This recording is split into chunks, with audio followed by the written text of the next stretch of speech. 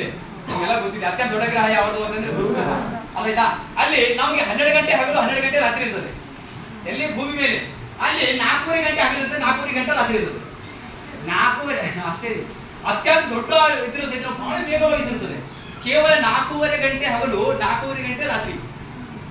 ಅರ್ಥ ಆಯ್ತಾ? ಅಷ್ಟೊಂದು ಇದೆ. ನೀರಿನ ಮೇಲೆ ತೇಲುವ ಗ್ರಹ ಯಾವುದು? ಶನಿ ಗ್ರಹ ಇದೆ. ಅರ್ಥ ಆಯ್ತಾ? ಈಗ ಭೂಮಿ ಇರ್ತಕ್ಕಂಥ ಒಂದೇ ಒಂದು ಉಪಗ್ರಹ ಯಾವುದು? ಚಂದ್ರ. ಮಂಗಳ ಗ್ರಹಕ್ಕೆ ಎಷ್ಟಿದೆ? 2 ಇದಾವೆ, ಫೋಬೋಸ್ ಮತ್ತು ಡಿಮೋಸ್ ಅಂತ 2 ಕರಿತೀವಿ. ಅರ್ಥ ಆಯ್ತಾ ನಿಮ್ಗೆ? ಆಮೇಲೆ ನಮ್ಮ ಬಳಿ ಏನಪ್ಪಾ ಅಂದ್ರೆ ಪೂರ್ವದಲ್ಲಿ ಉದಯಿಸಿ ಪಶ್ಚಿಮದಲ್ಲಿ ಸೂರ್ಯ ಮುಳುಗ್ತಾನೆ. ಆದ್ರೆ ಯಾವ ಗ್ರಹದಲ್ಲಿ ಪ್ರಶ್ನೆ ಇದ್ದಾನೆ? ಪಶ್ಚಿಮದಲ್ಲಿ ಹುಟ್ಟಿ ಪೂರ್ವದಲ್ಲಿ ಮುಳುಗ್ತಾನೆ. ಶುಕ್ರ ಗ್ರಹದಲ್ಲಿ ಮುಳುಗ್ತಾನೆ, ಯುರೇನಸ್ ಗ್ರಹದಲ್ಲಿ ಮುಳುಗ್ತಾನೆ. ಯಾಕಂದ್ರೆ ಅದು ಪೂರ್ವದಿಂದ ಪಕ್ಷಿ ಉಲ್ಟಾ ತಿರುಗ್ತದೆ. ಅರ್ಥ ಇದು ನಮ್ದು ಪಶ್ಚಿಮ ಪೂರ್ವಕ್ಕೆ ಇದ್ರೆ ಅದು ಉಲ್ಟಾ ತಿರುಗ್ತದೆ. ಅರ್ಥ ಆಯ್ತಾ? ಮುಂಜಾನೆ ನಕ್ಷತ್ರ ಅಂತ ಯಾವ್ದು ಕರಿತೀವಿ ಅಂತಂದ್ರೆ ಶುಕ್ರ ಗ್ರಹವನ್ನ ಕರಿತೀವಿ. ರೈತನ ಗಡಿಯಾರ ಅಂತ ಯಾವ್ದು ಕರಿತೀವಿ ಅಂದ್ರೆ ಶುಕ್ರ ಗ್ರಹವನ್ನ ಕರಿತೀವಿ. ಯಾಕಂದ್ರೆ 4 ಗಂಟೆಗೆ ಕಾಣ್ತದೆ ಅಂತ ಹೇಳ್ತಾರೆ. ಅರ್ಥ ಗೆಲಿಯುವ ಅಂತ ಒಬ್ಬ ವಿಜ್ಞಾನಿ ಇದ್ದ. ಆತ ಏನ್ ಮಾಡ್ತಾನ ಅಂತಂದ್ರೆ 4 ಉಪಗ್ರಹಗಳನ್ನ, ಗುರು ಗ್ರಹಕ್ಕೆ 4 ಉಪಗ್ರಹಗಳನ್ನ ಕಂಡುಹಿಡಿತಾನೆ. ಸೂಕ್ಷ್ಮ ದರ್ಶಕದ ಮೂಲಕ ಮೊಟ್ಟ ಮೊದಲ ಬಾರಿಗೆ ಉಪಗ್ರಹ ಕಂಡುಹಿಡಿದ ಯಾರು ಅಂತಂದ್ರೆ ಗೆಲಿಲಿಯೋ. ಅದಾಯ್ತಾ? ಆತ ಕಂಡುಹಿಡಿದ ಮೇಲೆ ಸೂಕ್ಷ್ಮ ದರ್ಶಕ ಸಹಿತ ಅವನೇ ಕಂಡುಹಿಡಿತಾನೆ ಅಲ್ವಾ. ಅದನ್ನ ಕಂಡುಹಿಡಿದ ಮೇಲೆ ಕೊನೆಗೆ ಏನ್ ಮಾಡ್ತಾನೆ ಅಂದ್ರೆ ಸೂರ್ಯ ನೋಡ್ಬೇಕು ಅಂತ ಆಸೆ ಆಗ್ತದೆ. ಅವಾಗ ಸೂರ್ಯನ ಕಡೆ ತಿರುಗಿಸ್ತಾನೆ. ಆತನನ್ನ 2 ಕಣ್ಣುಗಳನ್ನ ಕಳ್ಕೊಂಡ್ಬಿಡ್ತಾನೆ. ಕಣ್ಣುಗಳನ್ನ ಕಳ್ಕೊಂಡ್ಬಿಟ್ಟು 16 ಇಸ್ವಿಯಲ್ಲಿ 4 ಉಪಗ್ರಹಗಳನ್ನ ಕಂಡುಹಿಡಿತಾನೆ ಜನವರಿ 15 ತಾರೀಕಿಗೆ. ಅದಾದ್ಮೇಲೆ ಸೂರ್ಯ ಕಂಡುಹಿಡಿ 2 ಕಣ್ಣ ಕಳ್ಕೊಂಡ್ಬಿಡ್ತಾನೆ. 4 ವರ್ಷ ಕೂಡಾಗಿ ಸತ್ತೋಗ್ಬಿಡ್ತಾನೆ. ಅದಾಯ್ತಾ? 4 ವರ್ಷ ಕೂಡಾಗಿ ಸತ್ತೋಗ್ಬಿಡ್ತಾನೆ. ಅದೇ ನಿಮ್ಗೆ ಟಾಲೆಮಿ ಅಂತಕ್ಕಂಥ ವ್ಯಕ್ತಿ ಬರ್ತಾನೆ. ಅದಾಯ್ತಾ? ಈ ಅದಕ್ಕಿಂತ ಮುಂಚಿತವಾಗಿ ಈ ಭೂಗೋಳಶಾಸ್ತ್ರ ಪಿತಾಮಹ ಎರೆಸ್ಟಸ್ ಅಂತಿತ್ತು. ಅವನೇ ಮೊಟ್ಟ ಮೊದಲ ಬಾರಿಗೆ ಭೂಮಿ ವಾಲಿದೆ ಅಂತ ಹೇಳೋದು ಯಾರು? ಎರೆಸ್ಟಸ್. ಜಗತ್ತಿನ ಮೊಟ್ಟ ಮೊದಲ ಬಾರಿ ನಕ್ಷೆಗಳನ್ನ ಮ್ಯಾಪ್ಗಳನ್ನ ಬಿಡಿಸಿದ ವಿಜ್ಞಾನಿ ಯಾರು ಅಂದ್ರೆ ಎರೆಸ್ಟಸ್. ವಾಲಿದೆ ಅಂತ ಹೇಳೋದು ಯಾರು? ಎರೆಸ್ಟಸ್. ಭೂಮಿಯ ಸುತ್ತಳತೆಯನ್ನ ಅವಾಗಿನ ಕಾಲದಲ್ಲಿ ಕೃಷಿಕ 120 ಕಾಲದಲ್ಲಿ ಅಳತೆ ಮಾಡೋದು ಯಾರು ಅಂದ್ರೆ ಎರೆಸ್ಟಸ್. 46,250 ಅಂತ ಹೇಳ್ತಾನೆ. 46,250 ಕಿಲೋಮೀಟರ್ ಅಂತ ಹೇಳ್ತಾನೆ ಎರೆಸ್ಟಸ್. ನೋಡಿ 46,250 ಅಂತ ಹೇಳ್ತಾನೆ. ಬಟ್ ನಿಜವಾಗ್ಲೂ ಇರ್ಬೇಕು ಅಂತ ಸ್ವಲ್ಪ ಮಾತ್ರ ಕಡಿಮೆ ಆಗಿದೆ. ನೋಡಿ ಅವಾಗಿನ ಕಾಲದಲ್ಲಿ ವಿಜ್ಞಾನ ತಂತ್ರಜ್ಞಾನ ಅಷ್ಟೊಂದು ಸ್ಪೀಡ್ ಆಗಿ ಇದೇ ಕಾಲದಲ್ಲಿ ಯಾವುದೇ ರೀತಿ ಉಪಕರಣ ಇಲ್ಲದ ಕಾಲದಲ್ಲಿ ಅಷ್ಟು ನಿಖರವಾಗಿ ಹೇಳಿದಾನೆ ಅಂತ ಯಾರು? ಎರೆಸ್ಟಸ್. ಆ ಕಾರಣಕ್ಕೆ ಏನ್ ಕರಿತೀವಿ ಅಂತಂದ್ರೆ ಅವನಿಗೆ ಖಗೋಳಶಾಸ್ತ್ರ ಪಿತಾಮಹ ಅಂತ ಕರಿತೀವಿ. ಈಗ ನಮ್ಮ ಹಿಂದೆ ಬರ್ತಾನೆ ಕೋಪರ್ನಿಕಸ್ ಬರ್ತಾನೆ ಅಲ್ವಾ. ಕೋಪರ್ನಿಕಸ್ ರಚಿಸಬೇಕಾಗಿದೆ, 2 ತ್ರಿಭುಜ ರಚಿಸಬೇಕಾಗಿದೆ. ಕನಿಷ್ಠವಾಗಿ ಎಷ್ಟು? ಕನಿಷ್ಠ ಅಂತ ಪ್ರಶ್ನೆ ಹಾಕಿದೆ ಮಾಡಿ. 5 ಕಡ್ಡಿಗಳು 4 ಸರ್. 5 ಕಡ್ಡಿ ಸರ್. 5 ಕಡ್ಡಿ ಆಗಿರೋರು 4 6 3 5 ಓಕೆ. ಕನಿಷ್ಠ ಅಂತ ಪ್ರಶ್ನೆ ಕೇಳಿದಾನೆ. ಇದರಲ್ಲಿ ಕನಿಷ್ಠ 5 ಗಿಂತ 3 ಕನಿಷ್ಠ ಇದೆ, 5 ಗಿಂತ 4 ಕನಿಷ್ಠ ಇದೆ, 5 6 ಗಿಂತ 5 ಕನಿಷ್ಠ ಇದೆ. ಆಯ್ತಾ? ಓಕೆನಾ ಲಾಜಿಕ್? ಆಯ್ತಾ? ಇಲ್ಲಿ ನಾವು 2 ತ್ರಿಭುಜ ರಚಿಸಿದೀವಿ, ಇಲ್ಲ ಅಂತ ಅನ್ನೋದಿಲ್ಲ. ಇಲ್ಲಿ ಎಷ್ಟು? 1 2 3 4 5 ಆಯ್ತಾ? ಓಕೆ, ಇದು 5 ಆಯ್ತು. ಈಗ 2 ತ್ರಿಭುಜ ಮಾಡೋದು ಹಿಂಗೂ ಸಹಿತ 6 ಆಯ್ತವೆ. ಆಯ್ತಾ? ಆ ಪ್ರಶ್ನೆ IS ಪ್ರಶ್ನೆ ಕೇಳಿದಾನೆ ಅಂದ್ರೆ ಕನಿಷ್ಠವಾಗಿ ಎಷ್ಟು ಕಡ್ಡಿಗಳು ಬೇಕು ಅಂತ ಪ್ರಶ್ನೆಯನ್ನ ಕೇಳಿದಾನೆ. ಅದು ಏನು ಅಂತಂದ್ರೆ 1 2 3 4 ಅಲ್ವಾ? 1 2 3 4 4 ಕಟ್ಟಿ ಕನಿಷ್ಠ ಬೇಕಾಗಿದೆ ಅವನಿಗೆ. ಆಯ್ತಾ? ನಾನು 6 ಮಾಡ್ಬೋದು, 5 ಮಾಡ್ಬೋದು. ಇದು ಅಲ್ವಾ?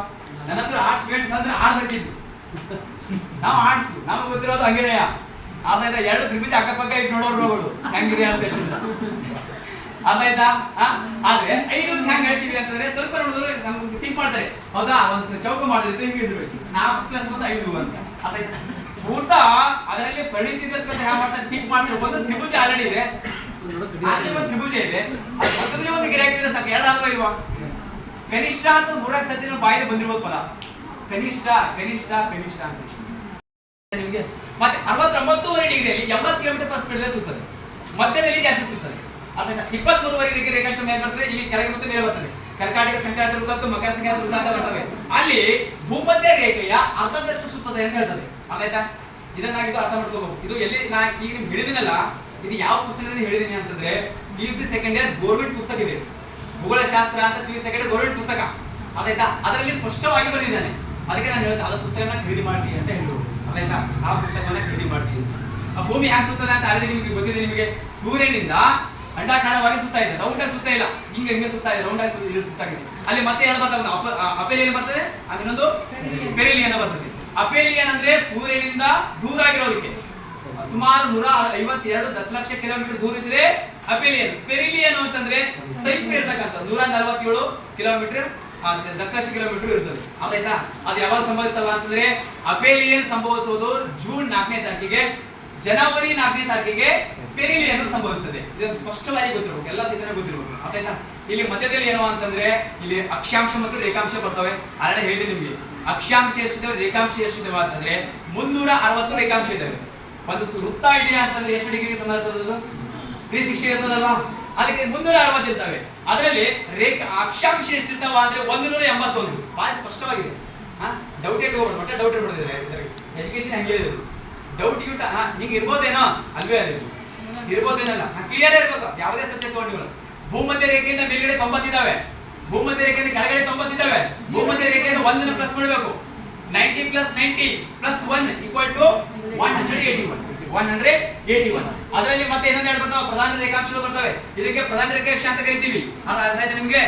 ಇದರಲ್ಲಿ ಏನು ಅಂತಂದ್ರೆ ಇನ್ನೊಂದು ಬರ್ತಕ್ಕಂಥದ್ದು ಇಂಪಾರ್ಟೆನ್ಸ್ ಪಾಯಿಂಟ್ ಏನು ಅಂತಂದ್ರೆ ಮೇಲ್ಗಡೆ ಒಂದು 23 ರೇಖಾಂಶ ಬರ್ತವೆ. ಅರ್ಥ ಆಯ್ತಾ? ಆಮೇಲೆ ಇನ್ನೊಂದು ಟೈಮ್ ಆಕ್ಟಿವಿಟೀಸ್ ಮಾಡಿಸ್ಬೇಕು. ಈ ಗ್ಲೋಬ್ ಅನ್ನು ತೆಗೆದುಕೊಂಡಾಗ ಯಾವ ಖಂಡಗಳು ಎಲ್ಲಿ ಬರ್ತವೆ? ನೀವು ನಾಳೆ ನಿಮ್ಮ ಎಲ್ಲ ಸ್ಕೂಲ್ಗಳಲ್ಲಿ ಗ್ಲೋಬ್ ಇರ್ತದೆ. ನನಗೆ ಚಿತ್ರ ಸಿಕ್ಕಿದ್ದು ಮಕ್ಕಳು ಸಿಕ್ಕಿದ್ರೆ ಚೆನ್ನಾಗಾಗ್ತಿತ್ತು. ನಾವು ಪ್ರಾಕ್ಟಿಕಲ್ ಮಾಡಿಸ್ತಿದ್ವಿ. ನಾಳೆ ಮಕ್ಕಳಿಗೆ ಹತ್ರ ಯಾವ ರೀತಿ ಮಾಡಿಸ್ಬೇಕು ಅಂತ ಹೇಳ್ತಿದ್ವಿ. ಗ್ಲೋಬಲ್ ಇಟ್ಬಿಟ್ಟು ನಾವು ಖಂಡಗಳ ಬಗ್ಗೆ ಪಾಠ ಮಾಡ್ಬೇಕು. ಯಾವ ಸಬ್ಜೆಕ್ಟ್ ಇರಲಿಲ್ಲ, ಒಂದು ಸಬ್ಜೆಕ್ಟ್ ಆಕ್ಟಿವಿಟೀಸ್ ಮಾಡಿಸೋದು ತಂದ್ಬಿಟ್ಟು 7 ಖಂಡ ಇದಾವೆ, 4 ಮಹಾಸಾಗರಗಳು ಇದಾವೆ. ಆ 4 ಮಹಾಸಾಗರಗಳನ್ನ ಹೆಸರಿಟ್ಟವ್ರು ಯಾರು ಅಂದ್ರೆ ಮೆಗಲಾನ್, ಫರ್ಡಿನಾಂಡ್ ಮೆಗಲಾನ್. ವಿಕ್ಟೋರಿಯಾ ಹಡಗಿನ ಮೂಲಕ ಹೋಗಿಸಿದ್ರೆ ಸತ್ತೋಗ್ಬಿಟ್ಟು 1519-22 ಸುಮಾರು 3 ವರ್ಷ ಜಗತ್ತನ್ನ ಮೊಟ್ಟಮ ಸುತ್ತಿರ್ತಕ್ಕಂಥ ವ್ಯಕ್ತಿ ಮೆಗಲಾನ್ ಅಂತ ಕರಿತೀವಿ. ಆಯ್ತಾ? ಅವನೇ ಹೆಸರಿಟ್ಟಿರ್ತಕ್ಕಂಥದ್ದು. 4 ಸಾಗರ ಎಲ್ಲಿ ಬರ್ತಾವ ಅಂತ ಅವ್ನ ಕೈ ಎತ್ತಿ ತೋರಿಸ್ಬೇಕು ಅವ್ನ ವಿದ್ಯಾರ್ಥಿ. ಆ ರೀತಿ ಪ್ರಾಕ್ಟೀಸ್ ಮಾಡಿಸ್ಬೇಕು. 7 ಖಂಡಗಳು ಎಲ್ಲಿದ್ದಾವೆ ಎಲ್ಲವನ್ನ ತೋರಿಸಬೇಕಾಗುತ್ತೆ. ಬಿಳಿಯ ಖಂಡ ಯಾವ್ದು ಕರಿತೀವಿ, ಅದ್ರ ಅಪೋಸಿಟ್ ಖಂಡ ಯಾವ್ದಿದೆಯಾ ಅಲ್ಲ, ಅರ್ಥ ಎಲ್ಲವುಗಳನ್ನ ನಾವುಗಳು ತಿಳಿಸ್ಬೇಕಾಗ್ತದೆ, ಅರ್ಥವನ್ನ ಮಾಡಿಸ್ಬೇಕಾಗ್ತದೆ. ಆಯ್ತಾ? ಇನ್ನ ಭಾಳ ಇದೆ ಗ್ಲೋಬ್ ಬಗ್ಗೆ ಹೇಳ್ತಕ್ಕಂಥದ್ದು, ಭಾಳ ಇದೆ. ಇದು ವಾಲಿದ್ರೆ ಆಕ್ಟಿವಿಟೀಸ್ ಮಾಡಿಸ್ಬೇಕು. ಹೌದಾ? ಹೌದಾಯ್ತಾ? ಇದು ಯಾಕೆ ವಾಲಿದೆ? ಇದು ವಾಲಿದ ಕಾರಣಕ್ಕಾಗಿ ಋತುಮಾನಗಳು ಆಗ್ತೈತೆ. ಬೇಸಿಗೆಗಾಲ, ಮಳೆಗಾಲ, ಚಳಿಗಾಲ ಎಲ್ಲ ಆಗ್ತದೆ. ಅದ ಇದಿಲ್ಲ ಅಂದ್ರೆ ಆಗ್ತಾ ಇರ್ಲಿಲ್ಲ. ಒಂದ್ ವೇಳೆ ಸ್ಟ್ರೇಟ್ ಆಗಿದ್ರೆ ಒಂದೇ ಕಾಲ ಇರ್ತಿತ್ತು, ಮಳೆಗಾಲ, ಚಳಿಗಾಲ ಯಾವ್ದೋ ಒಂದು ಕಾಲ ಇರ್ತಿತ್ತು. ಸ್ವಲ್ಪ ಒಂದಾಗಿದೆ ಅಂತಂದ್ರೆ 4 ಕಾಲಗಳು ಸಂಭವಿಸ್ತವೆ. ಆಮೇಲೆ ಇನ್ನೊಂದೇನು ಮಾಡ್ಬೇಕು, ಹಗಲು ಮತ್ತು ರಾತ್ರಿ ಆಗ್ತಕ್ಕಂಥದ್ದು. ಆದ್ರೆ ಒಂದು ಟಾರ್ಚ್ ಅನ್ನ ಅಥವಾ ಯಾವ್ದಾದ್ರು ಒಂದು ಬ್ಯಾಟ್ರಿಯನ್ನು ತೆಗೆದುಕೊಂಡು ಬಾಗಿಲು ಮತ್ತು ಕಿಟಕಿ ಎಲ್ಲರೂ ಮುಚ್ಚಿ ಕತ್ತಲೆಯಾಗಿ ಮಾಡಿಬಿಟ್ಟು ಕತ್ತಲೆಗೊಂಡು ದುರಂತ ಮಾಡೋದಲ್ಲ, ಏನೋ ಲೈಟ್ ಅನ್ನ ಹಾಕ್ಬಿಟ್ಟು ತೋರಿಸ್ಬಿಡೋದು. ಹಗಲು ಹೆಂಗಂತ ರಾತ್ರಿ ಹೆಂಗಾಯ್ತದೆ ಅಂತ. ಆಯ್ತಾ? ಅದನ್ನ ತೋರಿಸ್ಬೇಕು.